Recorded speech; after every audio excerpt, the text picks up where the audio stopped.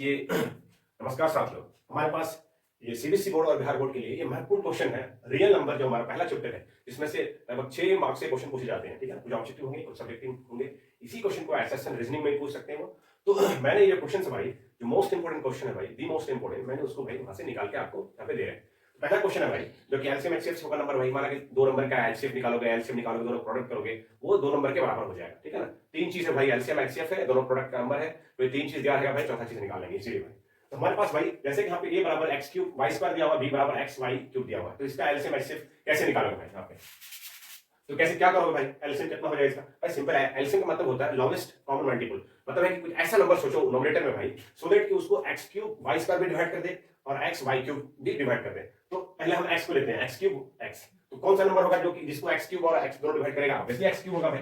देखो x cube का x से डिवाइड होगा और एक्स क्यूब से होगा। उसी तरह से वाई स्क्वायर वाई क्यूब है, तो ऐसा बड़ा नंबर सोचो भाई, तो दैट कि वाई स्क्वायर भी डिवाइड कर दे उसको, वाई क्यूब भी डिवाइड कर दे। तो क्या लोगे? वाई क्यूब ले लोगे, जिसको कि भाई यहाँ पे वाई स्क्वायर भी और ये वाई क्यूब दोनों डिवाइड कर देगा। तो एसेंशियली हमारे पास एलसीएम आंसर क्या हो गया? X cube y square. Very simple भाई। तो मैक्सिमम पावर जो होता है एक्स का, इसमें एक्स क्यूब और एक्स में जो बड़ा पावर है उसको लेंगे भाई, उस तरह वाई क्यूब और वाई स्क्वायर में जो बड़ा पावर उसको लेंगे। दूसरा भाई हमारे नेक्स्ट भाई आपके पास है कि prove that √2 √3 √5 is an irrational number, और ये भी 3 + 2 √5 is an irrational number. Most trending questions है, रिपीटेड क्वेश्चंस हर बार आते हैं भाई, तीनों में से कोई पूछना भाई, मोस्ट इसको 100% पूछना, सीधी बात समझ लो भाई, इसको रट जाना है। जिसको आ रहा तो ठीक, जिसको नहीं आ रहा भाई उसको 1-2 बार बना लो भाई, एग्जाम में छाप दोगे। क्या करना भाई, कैसे मानते हो भाई? इसको कॉन्ट्राडिक्टरी जो अप्रोच है उससे बनाते हैं भाई। इसको इरेशनल करना है, हम रेशनल मान लेंगे तो ऑटोमेटिक इरेशनल आ जाएगा, सिंपल है। एनीवे नेक्स्ट है भाई, check whether 4 to the power n 6 to the power n end with digit 0 for any natural number n।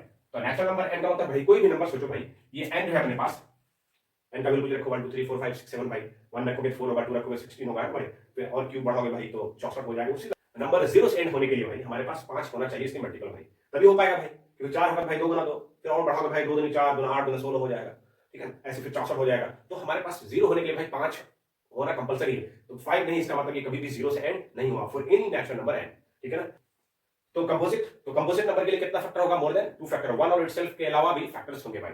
इसको क्या करोगे आप यहाँ पे ट्राई कर लो भाई, इसको क्या करोगे? 11 कॉमन लोगे दोनों को भाई। नंबर देखो क्वेश्चंस भाई देखने में भाई सिंपल है, और जब बनाने सीखा वो भी सिंपल है, नहीं तो बहुत दिक्कत कर सकती है। ठीक है, आप क्या करोगे भाई, 11 कॉमन लोगे, 7 गुना भाई 13 करोगे, फिर प्लस यहाँ पे 2 हो जाएगा, फिर 91 भाई, आप प्लस 2 कितना हो जाएगा? 93 और 11, तो ये नंबर का फैक्टर कितना हो गया? सोचो भाई इस नंबर का फैक्टर कितना हो गया? एक तो 11 से भी नंबर कट जाएगा, बोलो भाई, फिर 93 से भी कट जाएगा, फिर और एक होगा जो कि ये नंबर 11 गुना 93 से भी कटेगा, तो वो हो गया, और उसके बाद 1, तो कितना फैक्टर हो गया? 4 फैक्टर हो गया, मोर देन 2 फैक्टर। तो इसका नंबर, इसका मतलब क्या हो गया? नंबर प्राइम नहीं है, कंपोजिट है। सिमिलरली ये नंबर देखो भाई, नेक्स्ट हमारे पास है कि ये 7 गुना 6 गुना 5 गुना 4 गुना 3 गुना 2 गुना 1 प्लस 5, ये नंबर को भाई आपका कंपोजिट नंबर है। सिमिलरली क्या करेंगे भाई, हम किसी तरह शो करेंगे कि इसका 2 से ज्यादा फैक्टर हो। तो क्या करो भाई, देखो 5 इधर भी है, 5 इधर भी है, कॉमन आ जाएगा भाई, तो 5 कॉमन लगे भाई, 7 गुना 6 प्लस गुना 4 गुना 3 गुना 2 प्लस 5।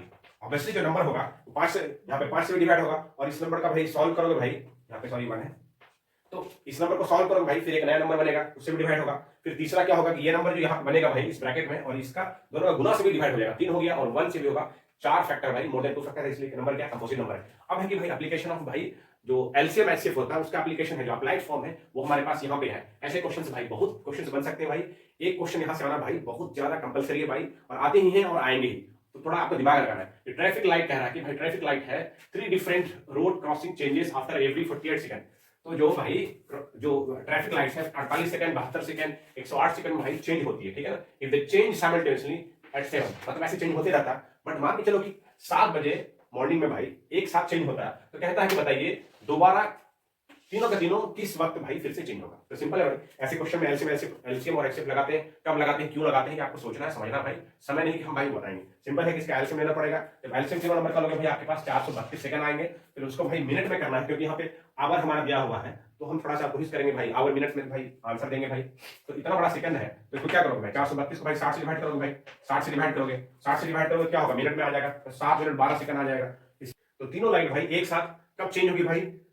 7:07 और 12 सेकंड में भाई। ठीक है ना, hence the light change simultaneously at 7 hour 7 minute 7 second, sorry 12 second, ऐसे भी कर सकते हो आप, 7 7 और ये 12। ठीक है ना, इस तरह से इस प्रश्न का उत्तर ऐसे बहुत क्वेश्चन बनते हैं भाई। धन्यवाद। ठीक है, मिलते हैं नेक्स्ट लेक्चर में।